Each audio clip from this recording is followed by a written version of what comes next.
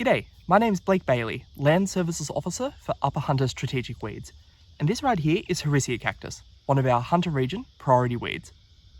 In the Hunter, Harrisia Cactus species carry a regional classification of eradication. That means that if you find the plant on your land, you need to immediately notify your local control authority, which will be your local council biosecurity officer. You then have an obligation to eradicate the plant from your land, and you must work to keep your land free from the plant. In New South Wales, there are 3 different species that we often group together under the name Harrisia cactus. These are Harrisia martinii, Harrisia tortuosa, and Harrisia pomonensis. Let's start with Harrisia martinii. This species was first brought into Queensland sometime between 1885 and 1901 during the height of the Mount Coolong goldfields. It was mainly planted as an ornamental cactus in miners' gardens around Charters Towers and also on Sonoma Station near Collinsville. From there, it spread further south, with later outbreaks at places like Ipswich, Mount Sylvia, Mount Morgan, Rockhampton, and Rannis. These infestations are thought to have come from plants that were moved from those original garden plantings. Next is Harrisia tortuosa. The populations we see today around Millmerran and Drayton in Queensland, as well as here in New South Wales around Scone and Muswellbrook, can all be traced back to a single pot plant. That plant was brought to Western Creek Homestead near Millmerran way back in 1888. Now the third species, Harrisia pomonensis, is a bit of a hot topic among botanists. There's ongoing debate about whether it actually exists in Australia at all. Pomonensis and martinii look incredibly similar, and they're very easy to confuse. In fact, in 2016, it was suggested that Harrisia pomonensis might not be a true species here, but instead a hybrid between Harrisia bonplandii and Harrisia martinii. As of 2021, there are still no confirmed authentic records of pomonensis in the Queensland Herbarium. That adds weight to the idea that what we really have here in Australia are Harrisia martinii, including its subspecies, and Harrisia tortuosa. So for the rest of this video, I'll be focusing on how to identify Harrisia martinii and Harrisia tortuosa. Harrisia cactus can begin to produce seed by 6 months of age, and from then on can continue to produce fruit almost all year round. Each fruit produces 400 to 1,000 seeds, and birds eat the fruit and spread the seeds in their droppings. Plants can regrow from stem fragments and root tubers, and wild pigs are a particular problem as they can spread these tubers. The stems can spread by sticking to animals, people, vehicles, and machinery. Did you know in Australia we have over 30 different varieties of cactus? None of them are native. Several other cacti species, including tiger pear, sword cactus, and moonlight cactus, are all relatively similar in appearance to Harrisia cactus. So, how do we tell them apart?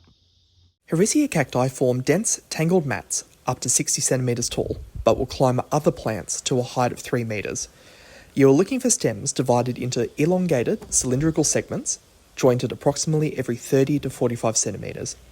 Martinii will have 4 to 5 ridges and pyramid-shaped humps along the stem, whilst tortuosa will have 6 to 8 ridges and only slight humps on the stem.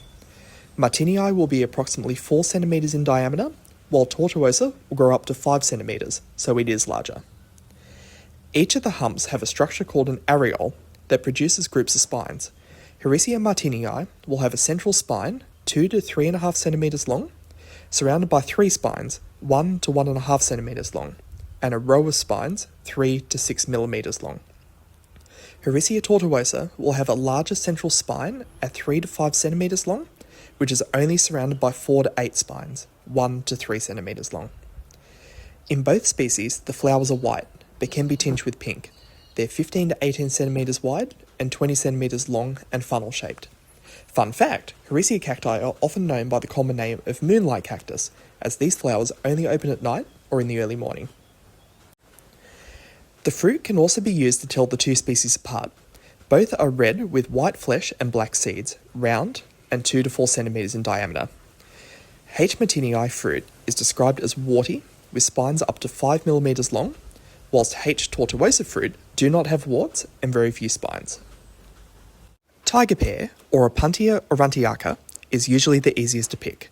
Its stems are almost round, or only slightly flattened, and it produces bright yellow or lemon-coloured flowers.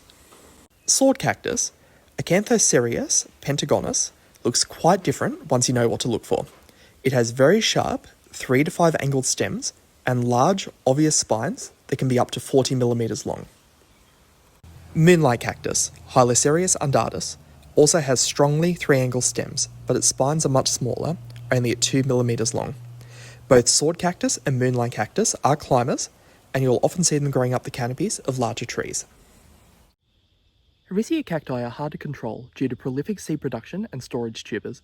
They form dense thickets that reduce grazing productivity, block livestock movement and access to water, hinder mustering, shelter feral animals, and outcompete native plants, particularly in threatened ecological communities like boxgum grassy woodland. Their sharp spines injure people, stock, wildlife and dogs, damage wool and hides, and interfere with shearing. It's not a fun weed. Managing Harrisia cactus can be challenging. This is because the plant develops a deep tuberous root system underground, and its sharp spines make handling difficult.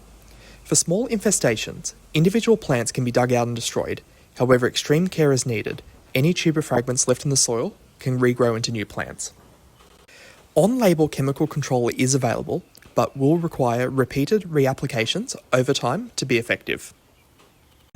And biological control methods have shown promising results.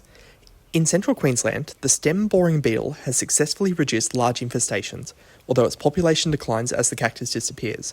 The most effective agent so far is a mealybug, which attacks the plant's growth points, eventually exhausting and killing it. Another insect, the prickly pear moth borer, is also known to target Harrisia cactus. Overall, effective management often requires a combination of these methods and ongoing monitoring. Now, before I wrap up this video, I want to give two quick shout-outs. The project I work on, the Weeds in Boxgum Grassy Woodlands project, works with landholders in the community to reduce weeds and improve habitat for white box, yellow box and Blakely's red gum woodlands across the Upper Hunter. This work is proudly supported by Mac Energy Australia, and thanks to this funding, we were able to partly support the Upper Hunter Weed Authority, who responded rapidly and did an excellent job in controlling this outbreak on the Upper Hunter border. A big thank you to Mac Energy Australia for their support, and to the Upper Hunter Weed Authority for their fast, effective and thorough work on the ground. Now, if you'd like to learn more about identification, effective control and registered herbicides for Harrisia cactus, please don't hesitate to reach out to your local council biosecurity officer, consult New South Wales Weedwise, or reach out to us at your nearest local land services.